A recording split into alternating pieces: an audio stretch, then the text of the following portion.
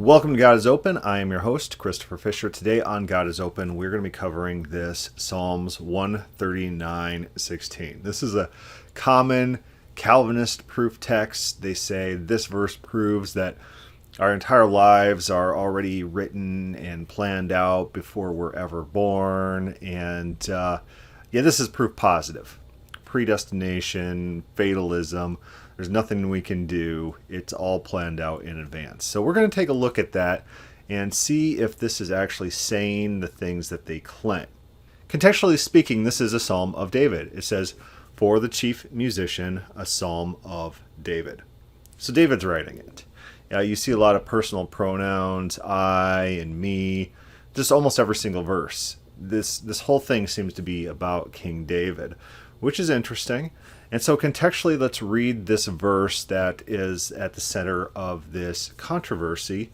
I will praise you, for I am fearfully and wonderfully made. Marvelous are your works, and that my soul knows very well. My frame was not hidden from you when I was made in secret, and skillfully wrought in the lowest parts of the earth. Your eyes saw my substance being yet unformed, and in your book they were all written, the days fashioned for me, when as yet there were none of them. Right? Is that divine predestination? We're all Calvinists now. I remember when I was very young, I read the book, it's The God of the Possible by Greg Boyd. And he had an entire section covering this verse with some possibilities that he's throwing out there. So let's look to see what Greg Boyd says about this. He says here, I'd like to offer 4 brief considerations in response to this question. First, he's got 4 of them. So this is the first of 4 responses. So just keep that in mind. First, even if this verse said the exact length of our lives was settled before we were born, it wouldn't follow that everything about our future was settled before we were born. And certainly not that it was settled from all eternity. God can, at some point, predetermine and or foreknow some things about the future without eternally predestining and or foreknowing everything about the future. We must be careful not to outrun what the scripture teaches. Now this is a very acute point, and it is actually a point against so many proof texts that the Calvinists use. They'll say, hey, look, here's this God knowing this one future thing in this particular context. Okay, let's just assume that's a given, that God knew that one thing. It doesn't logically follow now that he has known it since eternity past, and he knows all things into eternity future. It's a huge leap of logic. Yeah, you can't just go from one to the other, even if we grant your point. And we're not going to grant your point. But even if we do, it doesn't say or prove the thing that you're setting out to prove. In my previous discussion with McGrew, I pulled up that quote by the Calvinist Bavinck, where he says, we don't really technically even believe in predestination because we believe God is timeless. So that is funny. They think things are predestined. They think things are foreknown. But those words don't actually apply because God's not actually subject to time. So they don't even believe their own theology. Second, this is Boyd again, the fact that the literary form of this verse is poetry should strongly caution us against relying on it to settle doctrinal disputes. The point of this passage is to poetically express God's care for the psalmist from his conception, not to resolve metaphysical disputes regarding the nature of the future. And that's absolutely true as well. Psalms 139 is intensely personal. All the personal pronouns, I, me, it's all about him. So there's the meme where the guy has a little ball and he says, hey, I made this. And then someone walks over and he grabs it from him and says, I made this.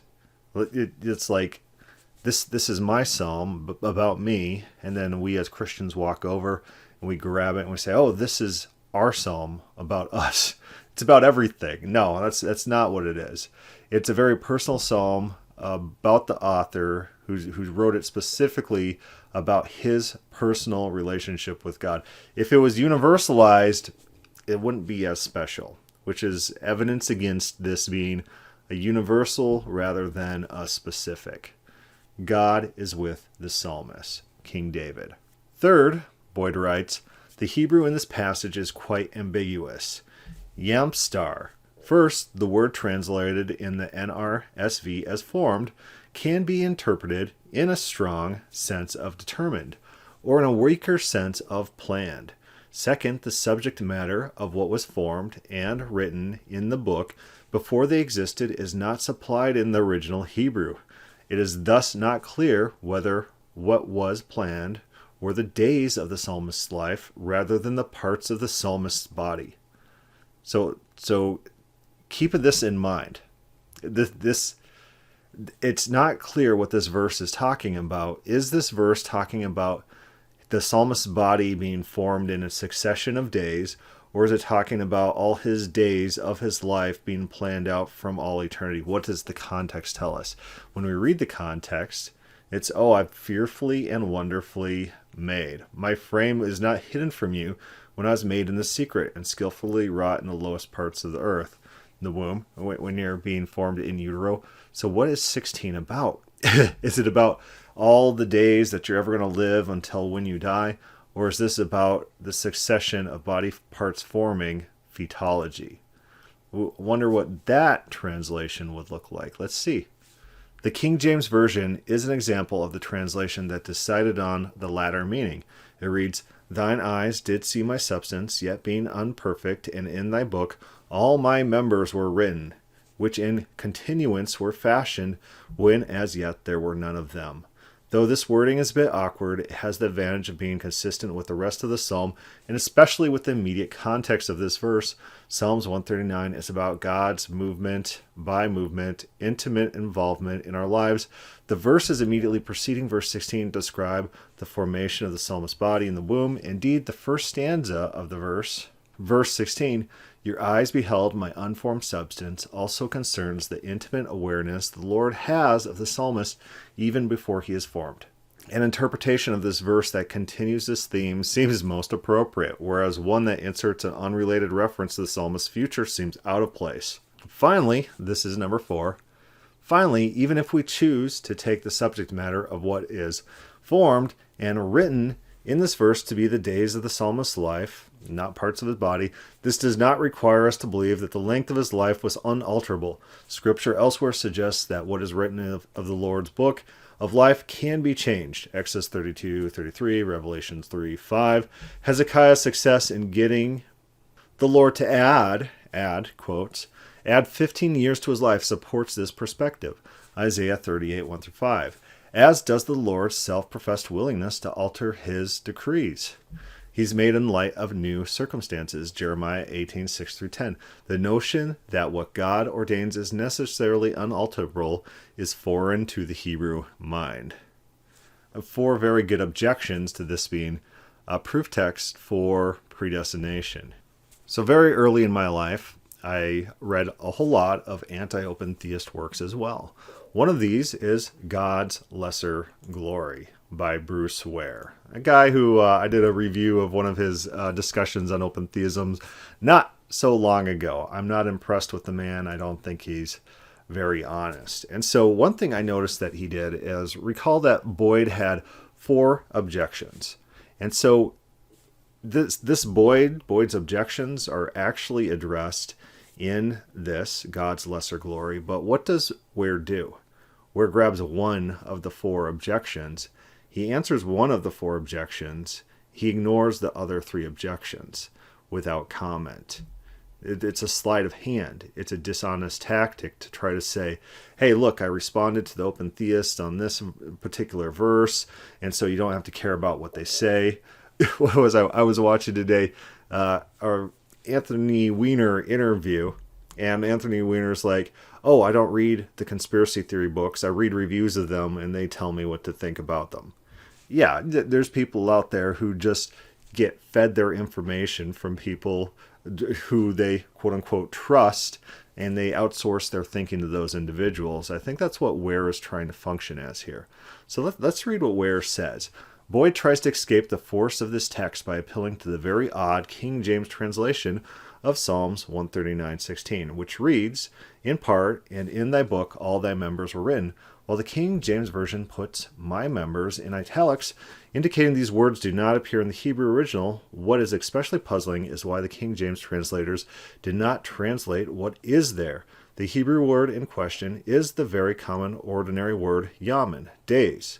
The LXX translator here rendered this word with the Greek hemeria, the common Greek word for day, and the commenters of this psalm, many of whom note and reject the King James Version rendering, uniformly take this word in its normal sense to indicate that the psalmist's days were ordained by God before any of them had come to pass. There simply is no legitimate lexical, grammatical basis for translating yamin as members. The meaning of this verse then is clear. As he considers his earliest beginnings, while still in the womb of his mother, the psalmist cherishes the realization that even then, God has planned and formed the very days of his life he would come to live. And with the days lived that are ordained by God before there is even one of them, the psalmist has complete confidence that God is in control of his life, and he can fully rest his life and well-being in God's capable ordaining hands, so that even when he faces antagonizing opposition and threats to his life, he knows that he will live every single day God has given to him. All right, that's interesting. So how can we resolve this dispute? Maybe there's someone that we know that's very close and that's authoritative in Calvinism that can solve this dispute for us once and for all. Luckily, we do have Calvin's commentaries on this, and he lets us into some translation skills that he has. He is a scholar of ancient language. He seems to know what he's talking about. So here's John Calvin. Interpreters are not agreed as to the second clause. Some read yamin in the nominative case, when the days were made. The sense being, according to them, all my bones were written in thy book, O God, from the beginning of the world, when the days were first formed by thee, and when as yet none of them actually existed. The other is the more natural meaning, that the different parts of the human body are formed in a succession of time. For in the first germ there is no arrangement of the parts or proportion of members, but is developed and takes its particular form progressively. So before we go, let's address Ware's other point. He says the Septuagint says something that apparently means that his take about this is correct, and anything that Boyd said about this being about fetology, Boyd and Calvin, mind you, all that's nonsense because the Septuagint has some sort of special word. I don't feel like Ware knows Greek or Hebrew, and so I think he's just like shooting in the dark on a lot of these comments. Let's look at this English translation of the Septuagint and see if we could see what Ware is seeing. I will give thee thanks, for thou art fearfully wondrous. Wondrous are thy works, and my soul knows it well. My bones, which thou madest in secret, were not hidden from thee, nor my substance in the lowest parts of the earth. Thine eyes saw my unwrought substance, and all men shall be written in thy book, and they shall be formed by day, though there should for a time be no one among them. I'm not getting Ware's position from this, that all men's days are written in some eternal book that says when they're going to die. And it says everything that's ever going to happen to them in this one book, this heavenly book. I just don't see it there. If you notice in this Septuagint translation, when it says all men shall be written in thy book, men is italicized. It's not in the original. And that's where Calvin and Boyd would insert bones. All the bones shall be written in thy book, they shall be formed by day, though there should be for a time be none one among them. All your bones, your parts of your body are written in this fetology book, and you develop in the womb. The Septuagint doesn't magically support Ware's position and then counter Calvin's and Boyd's. Ware doesn't seem to be up to date on his scholarship on this point. It seems he's throwing things at the wall, seeing what would stick. Summarizing what we talked about, Psalms 139:16 is better read being about fetology. King David is very much concerned with God's role in his life, and he talks about God guiding him from the womb, God being with him during the development of the womb.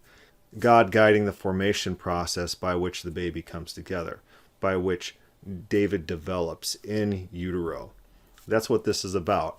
This is not about eternal predestination of everything you're going to do, every single cough you're going to do on every single day, every time you stub your toe, those types of things being written in some sort of divine book. It's just not about that. The context doesn't show it's about that. It makes a lot more sense about fetology. Calvin was right. This is a verse about fetology. Anyways, questions or comments, put that down below or start a thread on the God is Open Facebook page. Thank you for listening.